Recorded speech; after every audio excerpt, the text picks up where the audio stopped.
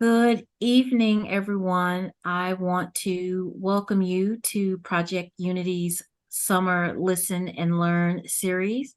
My name is Charlene Edwards, the Director of Programs and Events for Project Unity, and it's our pleasure to bring you this listen and learn opportunity. This month, we have joining us Lareatha Clay. Lareatha is a native of Beaumont, but longtime Dallas resident. She spent over 12 years with AT&T, several years with the Omni Business Enterprise, over 20 years. She served as an independent training and HR consultant in the Dallas Fort Worth area.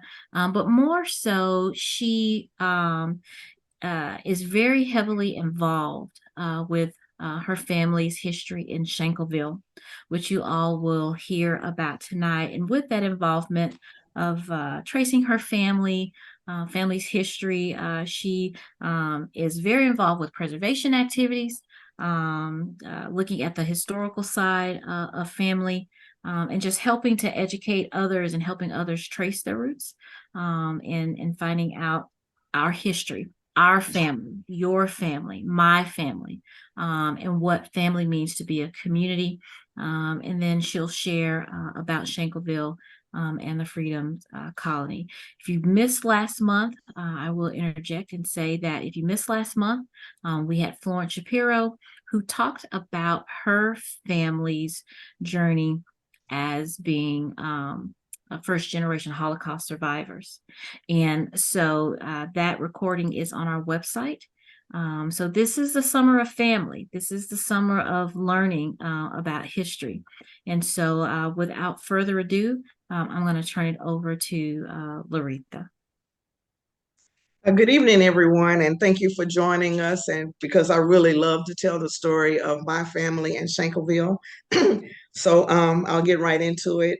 Charlene gave you a little bit of background about me, and I always like to say that my most important role or most important title is Shankleville daughter, or even more so, daughter of Lareatha Clay, because without her, most of what I'm going to talk to you about probably would not happen. My sister likes to say that my mother had too much personality. Every room she went into, she was very friendly, very talkative, finding out about a lot of what was going on. So she was the person who was always talking to people in Shankleville, dragging us around Shankleville when we were little kids to cousin this house, cousin that house, Aunt so-and-so's house, Uncle so-and-so's house. And she sit there and talk to them about their families, and she eventually started writing all those stories down that they were telling her. And so in fact, one of the very first documents that we have that shows anything about Shankleville happens to be an assignment that my mother had when she was in college at Prairie View. And this was an assignment that she was supposed to be talking about her her family, and she tells the Shankleville story in this book. And I like to always show, see, she got an A+. So another, so this is from the 1940s.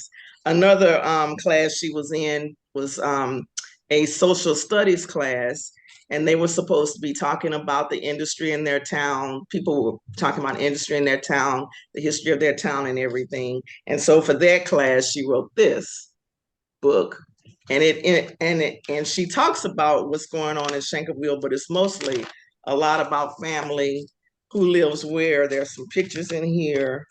You can see right here, pictures. That's my great grandmother. And she just talks about, what kind of crops were being um, grown in the area, what kind of jobs different people had, and things like that.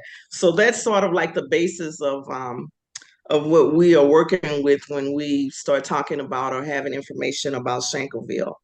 Um, and so the basic Shankleville story, which honestly, I don't remember hearing it until like 1973, because in 1973, that was when we got the Shankleville Community historical marker.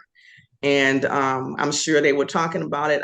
In 73, I was in high school. I think I was in like the ninth or 10th grade in high school.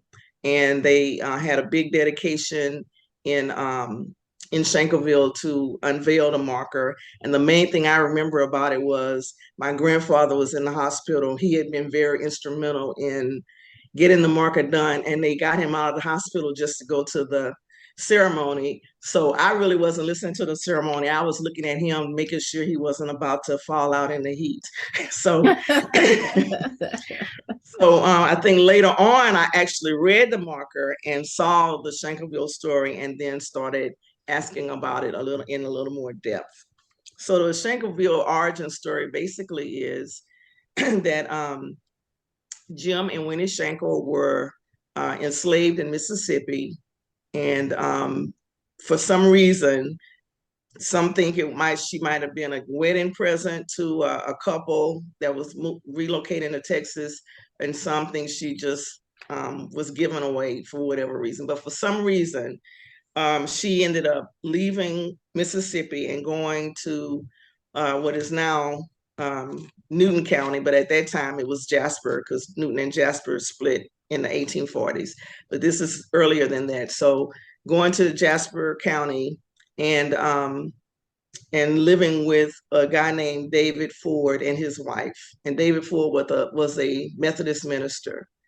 And so Jim is back in Mississippi, very distraught, missing Winnie. And so he decides that he's going to run away and find her wherever she is. So he asked around. I'm sure there were all kinds of networks back in the day. So he asked around, gets an idea of where she is, and he runs away. And as we like to say in the family, swam the Mississippi River, because there's no way to get from Mississippi to Texas without crossing the Mississippi River. And she was out at a spring one day, and she heard a call, and she thought, that sounds like Jim's call. And sure enough, it was Jim. And so apparently they hid him out, and she brought him food for a few weeks. And then they decided to go to David Ford and ask for him to be able to stay there. So I had a cousin who was really into genealogy, and she did some research, and she found, or her thesis is, I should say, that David Ford's brother, because she found that the Fords were big slave owners in Mississippi, very prominent family with a lot of slaves. And she has found a slave list and thinks that Jim belonged to David's brother. And that's the reason that he was able to stay in Texas. Because if it had been unknown people, we always wondered, why would the guy in Mississippi let the guy in Texas keep Jim? And so that's what we think happened. And so as I like to end the story, for my standpoint, Jim and Winnie had 3 children who were fathered by slave owners, and their names were Mary Rollins, George Washington Rollins, and Tobe, or they call him Tobe. His name was Wesley Tobe Perkins. But the first child they had together was named Harriet Shankle, and Harriet Shankle married a Reverend Joseph Odom, and their first son was named Jimmy Odom, and he married Roxy Brooks, and their first son was Alva Troja, or A.T. Odom, and A.T.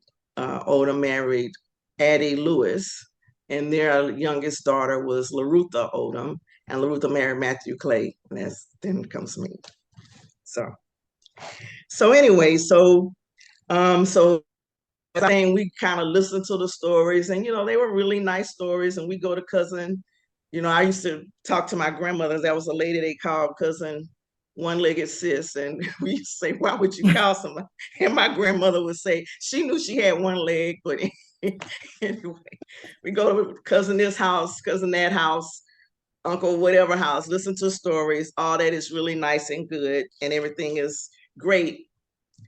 And people would say, well, where are you going for Christmas? Well, I'm going to Shankleville. What is Shankleville? Is that a town? No, it's not a town. Well, what is it? I don't know. I don't know what it is. It's just where my grandmother lives. And so that's how I went through most of my life, just listening to stories, thinking they were cool, knowing Shankleville was there, thinking that was cool, but had no meanings, just sort of like fuzzy. And then, as I was telling the guy who's sort of running the webinar from the technical standpoint, who lives in Orlando. I lived in Orlando for 11 years. And while I was in Orlando, I happened to get appointed to the Orlando Historic Preservation Board. And that wasn't the board I wanted to be appointed to. That was the one I ended up on, thank God, because that's when I learned that there's more to all of this than just a bunch of nice stories, that there's more, that there is actually a method and a um, um, a scholarly way of looking at history and these stories and oral traditions and so forth. And there's actually rules and stuff around preserving these stories and preserving the places where these stories take place. And so while I was on the Orlando Historic Preservation Board, that's when I first started learning what these rules are and how things work and how do people, why some house gets saved and another one doesn't, why some stories get told and other stories don't get told. And so that became my mission, is I am going to make sure that Shankleville and the story that we have end up in the column with, this is a story that's going to get told, not one that's forgotten. Mm-hmm. Luckily, I had an uncle, my mother's oldest brother, Harold Odom, was a very prolific photographer, and he took lots and lots of pictures around Shankleville of family events. So we had a whole lot of things to choose to look at, even to this day, that are basically pictures and those old films. Remember when the light, I don't, well, some of y'all might be too young, but the first films, videos were these really, really bright lights and no sound, and could only stand being in the frame for a few minutes before the lights would be so bright it just, basically burn you up. You just start sweating. Mm-hmm. But he liked to take those photos as well. And in fact, at our family reunion part used to be my uncles showing their films. His youngest brother, Uncle Lee, also loved photography and making films. So we would have a movie night at our family reunions, and they just show these movies of that they took from like the 1960s and or slideshows of pictures that they took of family events and so forth. And so we're lucky in that sense. Also, we're lucky in the sense that we have had ongoing family reunions since 1949. And also that my mother was really big into documenting everything. So at one point in like the late 60s, early 70s, she actually put a book together that documented, first family reunion, how everyone was related to each other. And so we still have that documentation as well. And so based on all the information that we have, and my mission became, how am I going to document what's going on in Shankleville? But then it sort of switched over to, how can I also help other African American people, learn how to document what's going on in their communities as well, or their family histories as well. And so I look at Shankleville as being sort of like a case study or a model of what can be done with little or no money, because that's what we're talking about. A lot of times, one of the things I learned when I started getting really involved in the official preservation community is that, normally when it's time to start a project, so for instance, we're doing a preservation of my grandparents' house. Normally you would, hire an architect and you have all the plans done and you know exactly where you're going to go from A to B. Well, it takes money to hire an architect. It takes money to have all of the whole plan worked out. So what we did was we got a grant, and first thing we did, because I had learned from hanging out with these people that the easiest way to get money is to be recognized by preservationists. So the easiest, we were already recognized by the state, but it would be even better if we could have Shankleville recognized on a national register. Well, by the time I figured that out, many of the buildings that would have been eligible to be on the National Register had been altered. There are 3 churches in Shankleville. Every last one of them had been altered to the point where they were not considered historically significant anymore. And so that meant that the only intact um, buildings that we could look at to do that was the Odom Homestead. Hmm. And there had been maybe 6 or 7 outbuildings. There were only like 4 left. Outbuildings meaning not the main house. So the Odom Homestead consists of a main house, a chicken coop, a a barn or crib, a smokehouse, and a storage shed called Noah's Ark. Primarily, my grandfather used to say, because you can find 2 of anything in there. But Mhm.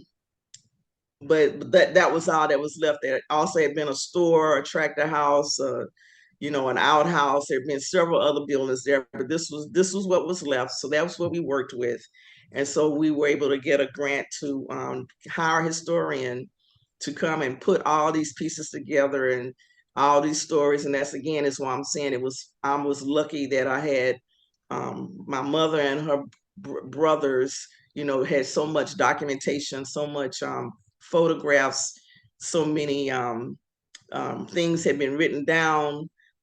In order to get the marker, there had to be some research done there. So I was able to point the historian to the record in Austin that is the background of the marker that's in Shankleville. And so she was able to put together a very compelling story about not only Shankleville, but its place in Texas history, its place in Newton County, the Odom, A.T. and Addie Odom and their place in history. She talks about, what they were doing when my grandfather was an instructor at a CCC camp in Newton County. My grandmother was a manager of a mattress factory in Newton County during World War II. So she was able to put all that together, and we were able to get on the National Register. So that was step number 1. Get on the National Register. Step number 2, okay, now let's go out and try to find some money. So we have gone out and we have found um, between the different grants we've gotten and donations and family by putting in, we've raised a little over $100,000 to do the restoration of the homestead. Okay. And so, and it's being done piece by piece. So luckily, another good thing, I was a commissioner with the Texas Historical Commission, and one of the other commissioners on the commission while I was on there was Donna Carter, who is an architect, and she's an African American architect, and the rumor is, although she says she doesn't want to find out because she would hate it if this is true, but the rumor is she is the first African American woman to be a licensed architect in the state of Texas. And I think she got licensed in the 70s. And she said, man, that's so late. I don't want to know that. There's got to be another person besides me. But anyway, so, she has a real feel for trying to help African Americans document their history and help with that. So she was able to do like piece by piece by piece of helping us. We raised, $20,000. Okay, this is what we need to do. This is how we need to get this done. And we raised another, 30. Oh, okay, this is what we can do with that. And so we have gone piece by piece by piece, and it's taken a while, but we're almost at the end of having the whole house restored to 1945 appearance. It was the house and most of the outbuildings were built in 1922, but we chose 1945 so we could have indoor bathroom. So, so if you go back to 1922, then no bathroom, no kitchen. So anyway, so that has been my mantra since we in the last few years as I've talked to people is, yeah, my story is really great and I really like it and I'm proud of it. But you have a story as well. And if you get nothing else but use what we have been able to do to try to do similar things in your community. Maybe you have just a cemetery. Well, it might be a good idea to have the cemetery designated as a historic cemetery, because we hear all the time about how, especially if your community is in a urban area, we hear all the time about how cemeteries are being run over and for a road or a development or whatever. And so these are the ways of being able to to preserve your stories as well. Um, I'm not sure how many of you saw um, the Good Morning America segment or Nightline segment that was on. Was it a week ago? I think it was week and a half ago. Because Michael Strahan of football fame and Good Morning America fame is also a descendant of Shankleville. Harriet, and I'll just tell it. Harriet is the oldest daughter Jim and Winnie Shankle had. They had a son named Henry, and Henry's daughter Lonnie married a guy named Abe Strahan, and that's Michael's great grandfather. So that's how that all works. But when they were doing the Good Morning America segment, they were introducing the 10 Million Names Project, and if you go on that website, um, the website has some really good information and tools that people can use to find individuals and their family, or gives you strategies about how you can go about about finding those names, where to look. And there's even, I think, links to different African American specific genealogical sites on there. So that's a good site to go to if you're looking to do something for your family. And then also, there's a site called Texas Freedom Colonies Project. And that one was started by Andrea Roberts, who actually is a descendant from two freedom colonies. And I forgot to talk about freedom colonies. So when we started talking about when I was saying that I didn't know what Shankleville was, I didn't know what to call it. I knew it wasn't a town. In the early 2000s, a guy named Thad Sitton wrote a book called Texas Freedom Colonies, and he kind of started naming them freedom colonies, and so that name has kind of stuck. And so basically, freedom colonies are independent communities or settlements that are settled by emancipated Texans who sort of were off to themselves. They made their own community, built their own churches, started their own schools. And Andrea, that's her main focus of her scholarship as a professor, at first at Texas A&M and now at University of Virginia. And and she has found over 500 of these settlements in Texas. So a lot of times when I'll meet people and they'll say, well, I'm from Tyler, and I'll say, well, where is your family really from? Are you from Tyler? Or you're from some little community outside of Tyler? What's the name of that community? Because 9 times out of 10, they will be from a freedom colony, especially if you're from East Texas. 9 times out of 10, you will be from a freedom colony. Here in Dallas, the freedom colonies were, well, there was one called, I can't remember, Joppy. You see Joppy Road, that's actually a freedom colony. You see that when I first moved to Dallas when I first got out of college before I went to Orlando, right now where the Costco is, I remember there used to be a little church there. And that church was the only part of whatever that freedom, I don't know what the name of that freedom colony was, but I used to drive by there on Coed Road and see that church and knew that was, a remnant from a freedom colony that's, totally gone.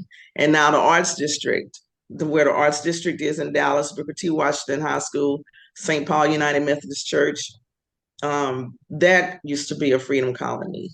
And in fact, when my mother graduated from high school, that's where she went to Madam C.J. Walker Beauty School. And it was a very thriving community with all kinds of shops. And she worked in an ice cream parlor shop, and her sister worked in a different one. So you had a community that could support 2 ice cream parlor shops. So I'm pretty, so it must have been pretty busy around here in order to be able to do that. Um, so anyway, so Shankleville is a freedom colony, and I just encourage everyone to kind of go back and look and think, what did you call it when you went, into the country, as we used to call it? When you went to the country, what did the people in that country call that community? And even near Shankleville, there's Cedar Grove is a freedom colony there. There's um, the one that I can't remember his name now, but he was one of the founding Black Panthers. Is from a Jasper area freedom colony called Dixie Community, Mm. and I can't remember what his name is right now. But anyway, but there's just a lot of history that's people just don't. I like to say there are 2 ways people like to look at African American history. Is either they don't have anything to talk about, what did they do? They didn't do anything, or I don't want to talk about it. It's too painful. So, as a result of those 2 ways of looking at it, it tends not to get told. So we need to start talking about it. We need to start asking people, going through those old Bibles that have been left and that in a box, when a great grandmother died, and you just kept it and put it in a box and didn't look at it. Go back and look at it and see what names are in there, see what little notes they may have put in there. Because there, in my grandparents' Bibles, there were a lot of little scraps of paper and notes in it. Mostly Bible verses, but sometimes it'd be something interesting, like a shopping list or something like that. So anyway, so that's basically, in Texas Freedom Colonies Project, their goal is to document the freedom colonies in Texas. So you can go on that site and put in different documentation, even name where a freedom colony is, see if it's already on the map, and if not, put input that, hey, I'm from this freedom colony that's over here in Jefferson County, because I think right now Jefferson County, which is where Beaumont, there's only one, and it's the Pear Orchard. But I'm sure that there are people who are actually originally from Beaumont, that they probably know of other areas and other little communities in Jefferson County that would be considered freedom colonies as well. So, how much longer do I have to Yeah, talk? 10 minutes. Oh, I have 10 more minutes to talk. Okay. Okay. So, uh, Can you talk about the when and I guess I'm going to start the Q&A because you just okay. so much that you are sharing, and thank you so much. When I was inspired by your story when you presented at the Dallas Holocaust Museum, with the exhibit that's currently running, and you talked about there was a topic of the freedom colonies, and I'm glad you talked about that and how a lot of our freeways. Yeah. Can you talk about that? How the Yeah. freeways have just are running Yeah. over freedom colonies. Yeah. So like even in Dallas, the Freedom Colony where my mother came to when she left Shankleville and came to Dallas used to be on both sides of Central Expressway. Central Expressway comes through and just basically decimates the Freedom Colony. So you have on one side, you have Munger Avenue Baptist Church, because when I lived in Dallas in the 80s, I went to Munger Avenue Baptist Church, and my mother went there to visit. And the first time she walked in, she said, this is where I graduated from beauty school. And I thought, well, how are you over here on the other side? And not thinking or not knowing that at the time it was seamless, that you were able to travel back and forth because there was no freeway there in the 1940s. But that's just sort of been the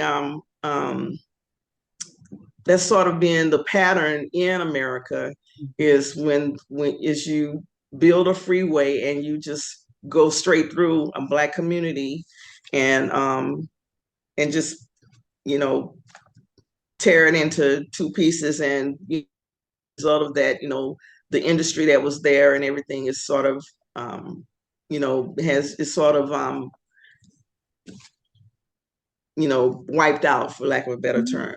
Even That's when people like to talk about, even though there were many Black Wall Streets in the U.S., although the main one that people tend to know about is Tulsa. The mhm. same thing happened in Tulsa. I don't know what the name of the freeway was, but a freeway is going through Tulsa and has gone straight through that community and has, split it into. You can look in Houston and look at what was called Freedom Town. Now it's called Fourth, yeah, Fourth, no, yeah, Fourth Ward, or the Arts District. I think that's what they call it, but it has like over by um,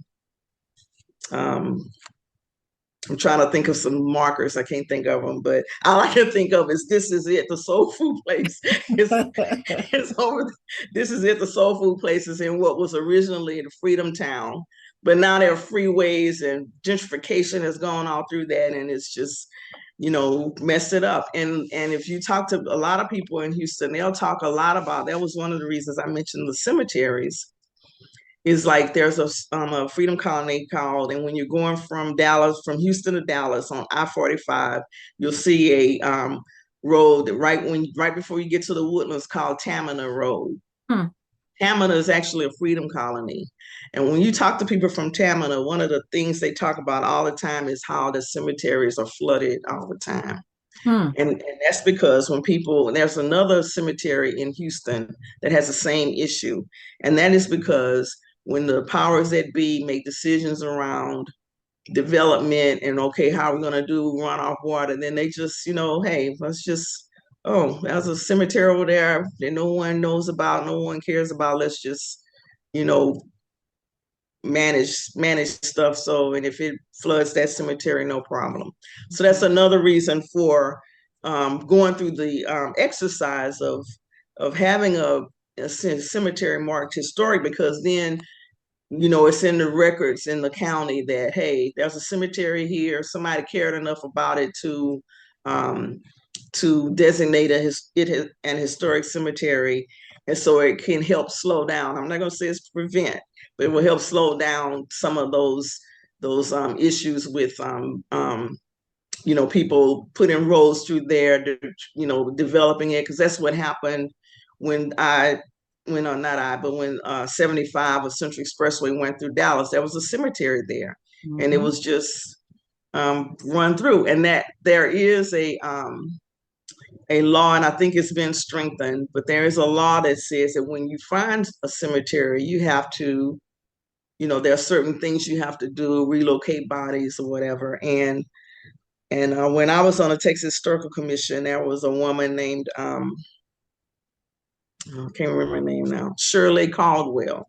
And she had been the chair of the Dallas Historical Commission. She was very, very, um, cemeteries was like one of her things, right?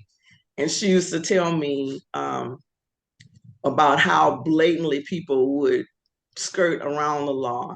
So they go in, they find a body, and they say, "Oh yeah, we reinterred." And she said they did, and she was from West Texas, sort of. So she said they dig up one spoonful of dirt and transfer it over and say, Yeah. "Yeah, we relocated the bodies." And she said that's not good enough.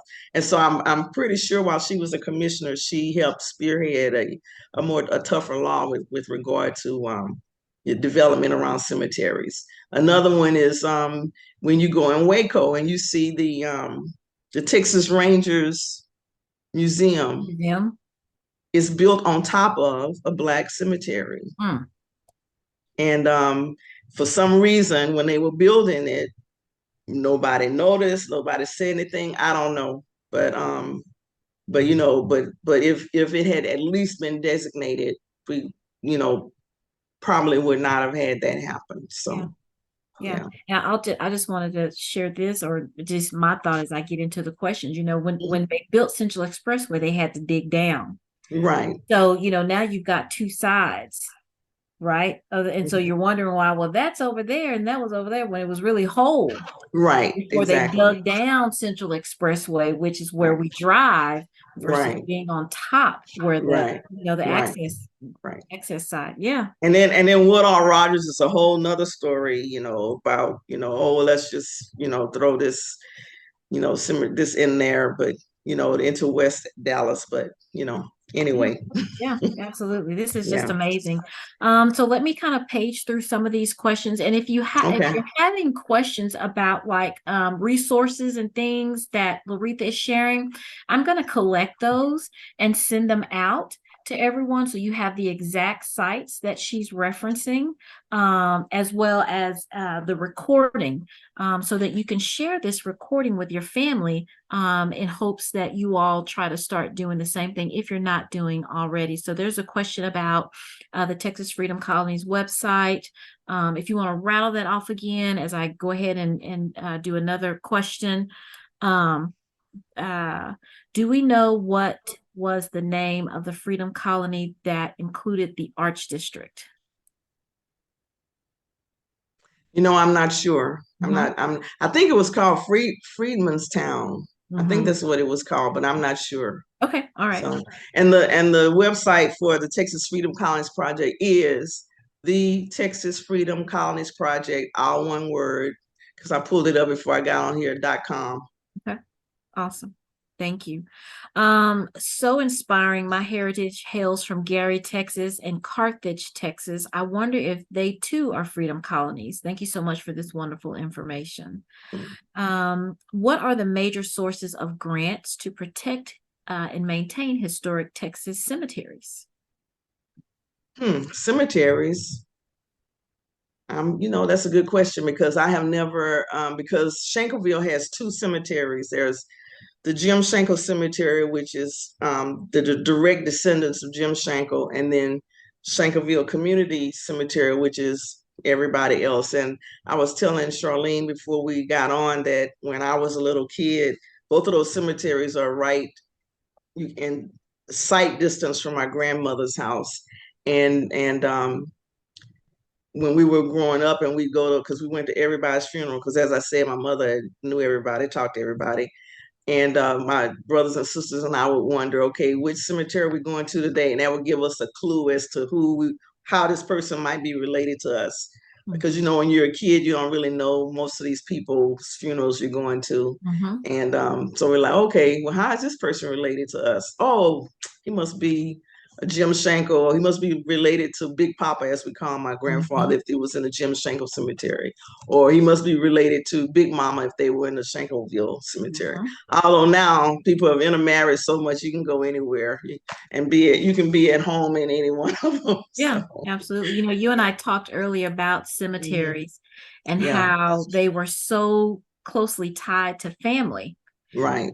And so, and I share with you how when I would go to the country and my grandma's house was next to the church, which was next to the cemetery. And every time someone died, the funeral was at the church next to the cemetery, and the repast was at grandma's house. And so Right, it's interesting how the families were tied to those cemeteries, right. right? Exactly. Yeah. Mm-hmm. And so Absolutely. when you do a designation, basically what you're doing is you have to, it was such a long time that I did it that but I do remember you had to try to find the oldest grave there. And, it was a form you fill out. So if you go to the Texas Historical Commission, so that's texas.tac.gov, I think is Mm-hmm. that website. But if you go to their website, they will and look up the cemetery section, and they will have like a form that you fill out in order to get designated. And that form has to be filed with the county. So Hmm. that's where the protection comes in, is that the form is filed in the county. So the county has all that information, and they have like I guess a marker or something that they put on it. So if anyone comes in wanting to buy land nearby, do something different, then they will find that in the county records. Mm-hmm. Yeah. Awesome. I think this is more of a statement from someone. Are you aware that this is from Kay, are you aware that several Black communities that were deliberately flooded are you aware that several Black communities that were deliberately flooded to put them out of commission? So are you aware of any stories about cemeteries that were You know, flooded to put them out of commission? honestly, I'm not sure how much of it was deliberate and how much of it was just, we don't care. Mm, All we care about is we need to do something with this, with our water system, or this development is coming in, because a lot of the problem in Tamina is because Woodlands is growing, and Woodlands Woodlands is, is trying to figure out, okay, how are we going to make our town work for us? So they're just worried about how is the Woodlands going to work for the Woodlands people and the people who live there, and they don't really care about, I'm not going to say they're, maybe they know, but the more important thing is, how are we going to make the Woodlands work for us? And mhm. if it ends up flooding Tamina, well, I'm sorry, but hey, we're trying to build our town here. Right. I think that's more of the attitude. Mhm. Yeah. Here is an observation or just a statement. Hmm. Gary and Carthage are in, this is from Kathy. Gary and Carthage are in Panola County and they have many freedom colonies. I found those of my family members on the site Miss Clay mentions. Yeah. So are Yeah. you aware of Gary and Carthage? Carthage rings a bell, but I don't know exactly where they are. But Mhm, yeah. okay. Hmm. Just another, I'm just sharing because I think you're inspiring people. Okay. Denton had a Quaker town community and it was Hmm. relocated to Southeast Denton to build the Texas Women's University. Are you aware of Yeah. that? Can you? Yes, I was, and that I'm glad they brought that up, because every year we have started a symposium specifically about Texas Freedom Colonies called the Aya Symposium. And the last 2 years it's been in Dallas. Originally it was in Shankleville, and then we moved it to Prairie View, and then pandemic happened, lots of changes, and so it's been here in Dallas. And the one we had this past June, and it's June 8th, 2024. So mark your calendars, and it will be in Dallas again. But the one we had in 2023, some people from Quakertown came Hmm. and told us that story. And I had not heard that story before, but there's a lot of study that's been going on there. There's a professor out of Rutgers University who used to be at TWU, who's doing a lot of research on that and documenting that information. And in that instance, it was yeah, we know we messing you up, but you know what? We don't care. We try to put this university here, and if y'all have to suffer, well, too bad. And they even told a story about one council member who basically said that out loud, Hmm. and so. Wow. Wow. So there was a question in the chat about photos. So if we can Mhm. go back to our opening photos, I'd like for you to share the stories of the photos. So Okay. Jason, if you could reshare. Yeah. Okay. So I'll go with the one that's on the right first, because it's the older one. And I actually have the original here at my house. But there are a lot of people in the family that have that picture. And that is a picture of Jimmy and Roxy Brooks, Jimmy Odom and Roxy Brooks and their family. So the two kids standing in the back, the guy is my grandfather, A.T. Odom. And the woman is I'm trying to think. I don't want to call her about what we used to call her, but Almeida. We used to call her Aunt Almeida, but Almeida Odom, and she married a man named Holmes. So there are a lot of Holmes relatives that we have. And then seated, the adults are Jimmy Odom and Roxy Brooks, and the little boy with the collar, that's Leon, and you can't see Aunt Lola, but she's standing there with the ER over her face in series. And then, and she actually married my grandmother's brother. So her name ended up being Lola Odom Lewis. And my grandmother was Addie Lewis Odom. So see, intermarriage all over the place. Mhm. Um, and then the girl standing in the middle, that's we used to call her Aunt Lou. I think her name was actually Lula. And then the two babies are actually twins. So that's Jimmy and Jetty. And Jimmy is a little boy and Jetty is a little girl. And Jetty lived in Beaumont. And her granddaughter and I are really good friends. We grew up together. So um So I remember Jetty very well. And I like to tell people that this shows you how photography is horrible because Jetty was actually more brown skinned than she looks in that photography. So I guess that you have a whole story about how photography of Black people wasn't that great back in the day. So, Mhm. and then the one on the right is the first Odom family reunion that's taken in 1949. Oh, the one on the right, we think it's taken around 1913 or 1912. And also didn't want to neglect to state that, so at the time of this photo, my grandfather's like 13 years old.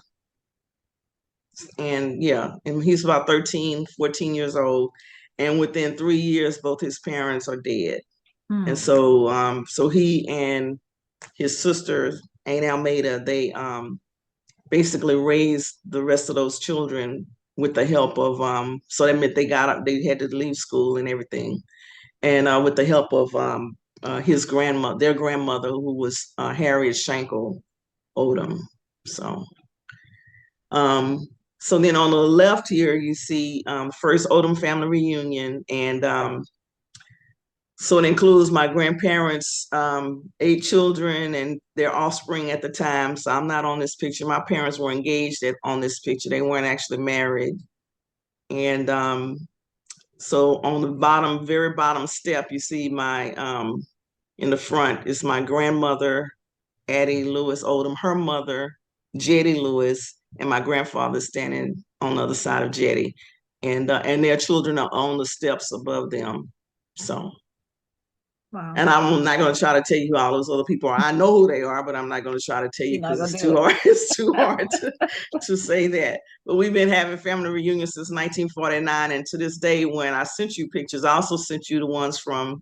2024 because we always take pictures on that step in the house of everybody. And So this house is still standing. This is yes, that's the house that we got on the National Register, and that's the house that was built in 1922, along with the outbuildings I mentioned that we are restoring to 1945, so we can have a bathroom.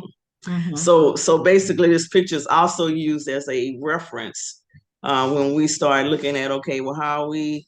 Because one of the things was the columns. As you see, the columns, there are people standing in front of the columns, and so when we first started looking, we didn't had forgotten or didn't know or didn't hadn't thought about because they're totally different columns in 19, when we started the project. Those wood columns with the brick, that was all gone. There was some metal ones there, and so the first rendering had those columns being wood all the way down.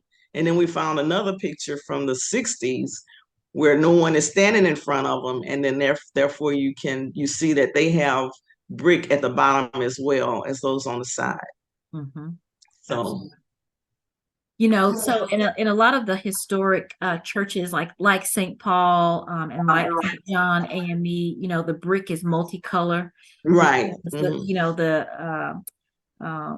people at the time, they just gathered what they could to help build Right. those churches or those Right. homes. You want to speak to that?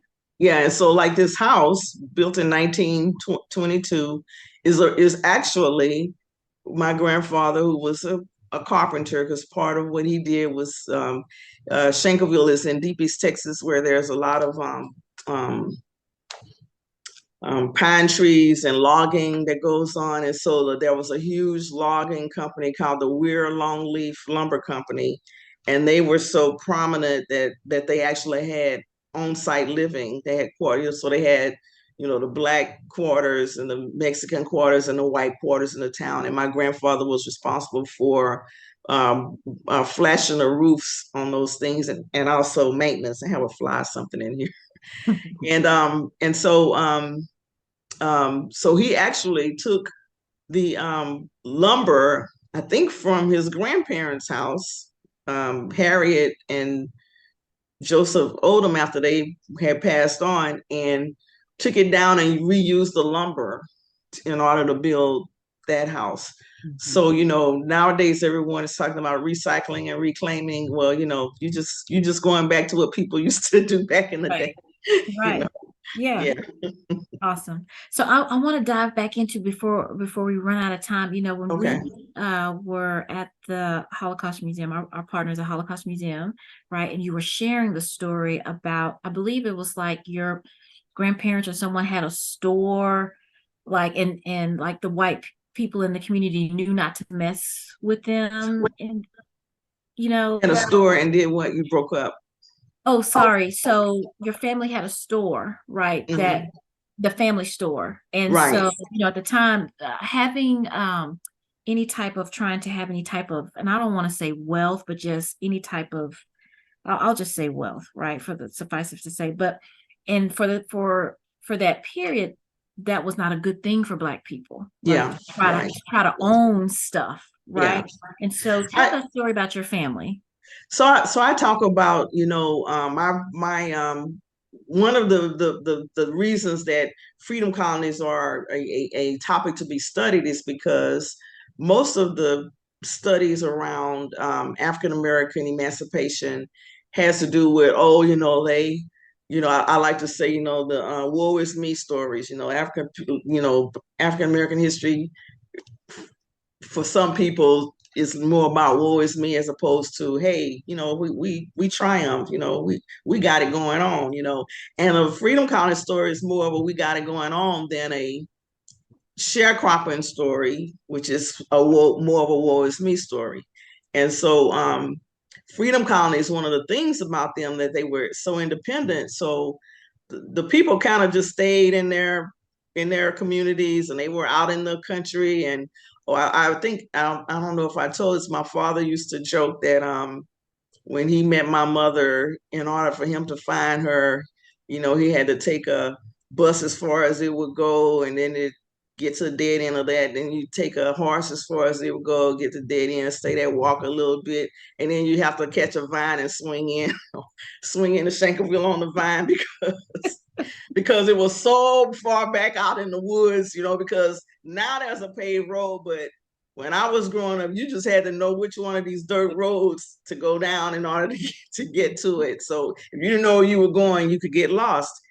And so they were kind of like, a lot of these freedom colonies were like that. They were kind of like back in the woods, and Right. people kind of did their own thing, and they didn't have to have encounters with white people. And so my mother's vision of, she doesn't have very many stories of interactions with white people. As my father grew up in Denham Springs, Louisiana, and his father was in the did do sharecropping and did, odd jobs and things. And so he has a whole bunch of stories. And so their whole perspective is different, as a result of how they grew up, even though they grew up in the same time frame. Absolutely. Yeah. Hmm. Thank you for Yeah.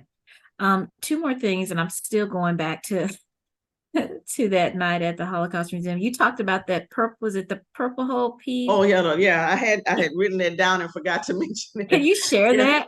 Oh yeah. So I always go back to Orlando. Orlando has actually it's an incorporated town called Eatonville, and this was where Neil Hurston is from. And so they had the same thing. This is how I know this can work, because same thing, Maitland. So Orlando is, you're going down I-4. Orlando is near Tampa, and Maitland is on the way to Daytona Beach. And Eatonville is in the middle, no exit to Eatonville or anything. It's just a little town in there that was incorporated. And Maitland or Orlando or somebody decided they were going to run a road through Eatonville, and the people were like, "Oh, no, you're not." And so they started getting together, documenting all their information. And one of the things they decided to do was have a festival, because Zora Hurston is their most famous person from Eatonville. So I was volunteering for the Zora Hurston Festival, and I was like, "Oh, this is good. This is a good way to, bring people to your town, get people to know about your town, make people understand its importance and everything." I said, "But we don't have a Zora Hurston. Who do we have? We don't have anyone." And I was like, "Oh, we have peas, so we'll call it the Purple Hull Pea Festival." And then I found out, oh, there's already a Purple Hull Pea Festival in Arkansas. So Texas Purple Hull Pea Festival, which is, mark your calendars, June 22nd, 2024. And so And so we basically celebrate, the whole point of it is to bring people to the community, eat Purple Hull peas, let people see firsthand some of the things that we're doing around preservation and documentation, and give them. We've had some great speakers. We've had um, um, Tony Tipton Martin, which she's the person who wrote the Jemima Code, and Mm. Jubilee, it's a cookbook, and two-time James Beard Award winner.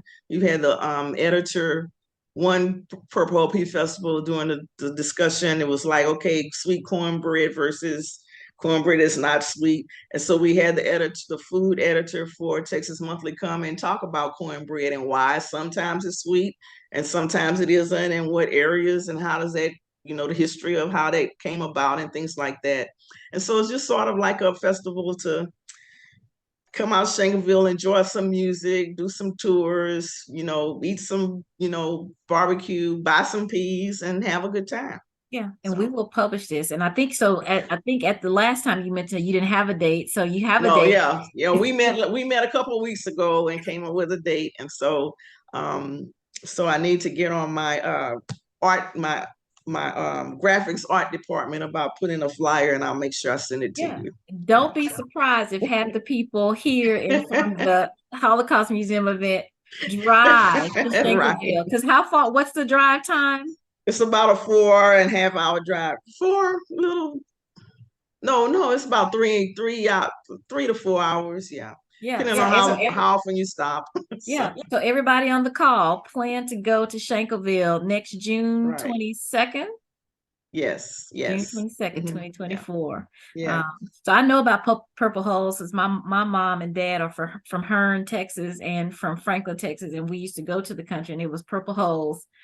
And And I have been so heartened by some of the stories, because people, in fact, today I got a message on Facebook, because we have a Facebook page. So look for us on Facebook as well, Purple Hull Pea Festival and Aya Symposium to keep up with what we're doing. And Shankleville, we have 3 different sites. And someone contacted Purple Hull Pea Festival and was like, where can I buy peas? And so I was like, peas are actually in season basically from the end of June to end of July. Mhm. And when I was growing up, my grandmother would call my mother and say, okay, the peas are ready. And that, Mhm. meant, okay, next weekend, couple of days, we going and we're going to pick peas. And I used to wonder, why do we have to shell these Fill peas these right now? peas. Well, one Purple Hull Pea Festival, I decided I was going to buy, I only bought a half a bushel, thank God. I bought half a bushel of peas. And I'm at my mother's house by myself shilling peas. And, it was kind of fun when it's a lot of you, but, by yourself. And I was like, okay, I'm just going to let them go. And those things go bad quick. Quick. That's why they shelling those peas. So I ended up calling my godmother and a neighbor. I say, do you come get some of these peas? Because I am not going to be able to, I am not going to spend the next 2 days nonstop shelling peas. I've already spent, 2 days already. I'm not spending another 2 or 3 days shelling these Right. peas. So, Absolutely. but Absolutely. one lady called me one time and asked me, and a lot of people that come to the festival want the peas in the shell. They Mhm. don't want them shelled already. You can go to HEB and get them shelled. They want them in the shell. And this lady called me and said she wanted to make sure that there were going to be peas because her mother had dementia, Mm. and her sister and brother, and I think some other sisters lived out of town, and they were coming to town, and she thought if they all got together and shelled peas, it would help bring a good conversation and memories back for the mother. Absolutely. And I had, and I was like, I can really see that because, when we were growing up, that's what you did. You as a family, you sit around, shell peas, talk, watch TV, play games, do contests who can shell the fastest and stuff like that. So it made a Absolutely. lot of sense. Yeah. Absolutely. So as we wind down, there is one question. You could just answer this real quick, yes or no. Okay. Is Mayor Elsie Odom of Arlington related to the Odoms? That's my uncle. So yes. So I mentioned my mother had five brothers. I mentioned her oldest one was Uncle Harold, and her youngest one was Uncle Lee, and Elsie is her brother that was born the year after she was. So they grew up together. Awesome. Awesome. Thank you. Lareatha, it has been an absolute pleasure having you share the story of your family, educate us on the Freedom Colonies, right? And hopefully inspire us all to dig into our family's history and find out more about where we're from. You know, it's a challenge, I think, for African Americans because we have to dig. Mhm. Other people don't always have to dig. They know exactly where their family is from. And so while it may seem like a chore for us, through your stories, I see that it's so rewarding. Yeah. I'm looking forward to doing the same thing. So thank you so much for being here with us. We And will share this recording with okay. everyone on the call. We will also share the references. We will be sure to include the Purple Hole Pea Festival, and maybe we'll get a group to meet at St. Okay. Paul or something, and we'll just caravan Oh, down that there sounds good. to support you, right? Yeah. And so this has just been amazing. So again, I want to remind everyone that our Listen and Learn has been about family. We started with Florence Shapiro talking about our parents as first generation Holocaust survivors. We have tonight the Shankleville story. And then next month, we look forward to having Dr. Michael Hinojosa, former superintendent of Dallas Independent School District, who is going to share his family story. We kick off Hispanic Heritage Month late September into October. And so we are going to hear his story and how his family's story has helped him and the heritage in that respect. Yes, did you have one more I'll thing? say one more thing. So she mentioned Elsie Odom. Elsie Odom papers are at UT Arlington. And so a lot of things that I talked about, a lot of pictures and stuff are in their library. So just wanted to mention that. Yeah, absolutely. So if you have questions or you want to reach out to Lareatha, feel free to send me an email and I'll try to compile a list of people who she will eventually get back to. But as we close tonight, I want to thank you all for being here and being a part of this story as we listen and we learn and we engage and walk in someone else's shoes. Thank you all. Have a good night. Thank you.